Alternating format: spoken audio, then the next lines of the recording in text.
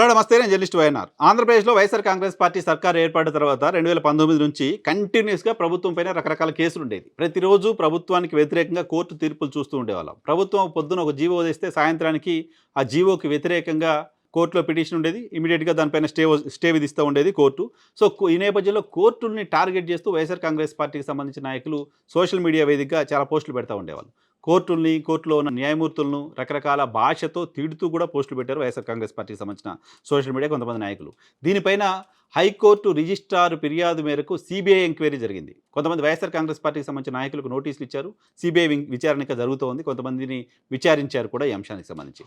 So, కోర్టులకు వ్యతిరేకంగా YCP social media ఆ సందర్భంలో రాసిన రాతలు, మాట్లాడిన మాటలు ఖచ్చితంగా అభ్యంతరకరం. ఈ నేపథ్యంలో కోర్టు రిజిస్టర్ కంప్లైంట్ తర్వాత ప్రొసీజర్ అంతా చూసాం.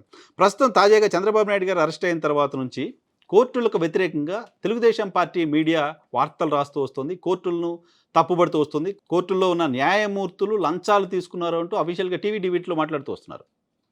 లంచాలు తీసుకొని న్యాయమూర్తులు ఇలా బిహేవ్ చేస్తున్నారు అంటూ టీవీ డిబేట్లో అనేక మంది మాట్లాడుతూ వచ్చారు తెలుగుదేశం పార్టీకి సంబంధించిన మీడియాలో.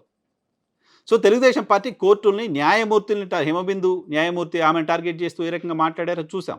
తాజాగా నేను ఈ సందర్భం ఎందుకు ఈ వీడియో చేస్తున్నానంటే, తాజాగా పిన్నెల్లి రామకృష్ణారెడ్డి గారితో పాటు మరికొంతమందికి కోర్టు రిలీఫ్ ఇచ్చింది. 5వ తారీఖు వరకు వాళ్ళని అరెస్ట్ చేయొద్దు అని. పిన్నెల్లి రామకృష్ణారెడ్డి ఈవీఎం పగలగొట్టారు. ఆయన ఏ1గా పెట్టారు. ఆయన అరెస్ట్ చేయాలంటూ తెలుగుదేశం పార్టీ కోరుతూ వచ్చింది, డిమాండ్ చేస్తూ వచ్చింది. సో, కేసు నమోదైంది. ఆయన ఏ1గా పెట్టారు. సో, ఆయన హైకోర్టులో ముందస్తు బెయిల్ పిటిషన్ వేశారు. ఆయనకి బెయిల్ ఇచ్చారు. 5వ తారీఖు వరకు ఆయన అరెస్ట్ చేయొద్దు అని చెప్పారు. సో, 5వ తారీఖు వరకు ఆయన్ని అరెస్టు చేయొద్దు అని చెప్పడం పైన కూడా తెలుగుదేశం పార్టీ సోషల్ మీడియా కోర్టుల్ని తప్పుపడుతున్నాయి. కోర్టుల్ని తప్పుపట్టడాన్ని తెలుగుదేశం పార్టీ ఎలా సమర్థించుకుంటుంది అనేది నా ప్రశ్న. ఎందుకు అంటే, ఈ పిన్నెల్లి రామకృష్ణారెడ్డిని 5వ తారీఖు వరకు అరెస్టు చేయొద్దు అని చెప్పిన కోర్టే మరో 4 నాయకుల్ని కూడా అరెస్ట్ చేయొద్దు అని చెప్పింది. ఆ 4 నాయకుల్లో తెలుగుదేశం పార్టీకి సంబంధించిన నాయకులు కూడా ఉన్నారు. నేను వాళ్ళ పేర్లు కూడా కోట్ చేయదలుచుకున్నాను ఇక్కడ. పిన్నెల్లి రామకృష్ణారెడ్డి గారు, గోపిరెడ్డి శ్రీనివాసరెడ్డి గారు నరసరావుపేట ఎమ్మెల్యే, జేసీ ప్రభాకర్ రెడ్డి గారు, జేసీ అస్మిత్ రెడ్డి గారు, అలాగే చింతమనేని ప్రభాకర్ గారు. వీళ్ళ 5గురికి ముందస్తు బెయిల్ ఇచ్చింది కోర్టు. 3 తెలుగుదేశం పార్టీకి సంబంధించిన నాయకులు ఉన్నారు. జేసీ ప్రభాకర్ రెడ్డి గారు, అస్మిత్ రెడ్డి గారు, చింతమనేని ప్రభాకర్ గారు. వీళ్ళపైన కూడా ఎలక్షన్ సందర్భంగా కేసులు అయితే వీళ్ళని కూడా అరెస్ట్ చేయొద్దు అంటూ హైకోర్టు ముందస్తు బెయిల్ ఇచ్చింది వీళ్ళకి కూడా. యాజ్ వెల్ పిన్నెల్లి రామకృష్ణారెడ్డి, గోపిరెడ్డి శ్రీనివాసరెడ్డితో పాటు. సో, పిన్నెల్లి రామకృష్ణారెడ్డికి హైకోర్టు బెయిల్ ఇస్తే తప్పు చేసినట్టు, చింతమనేని ప్రభాకర్ రెడ్డికి, జేసీ ప్రభాకర్ రెడ్డి గారికి, అస్మిత్ రెడ్డి గారికి బెయిల్ ఇస్తే అది ఒప్పు చేసినట్టు.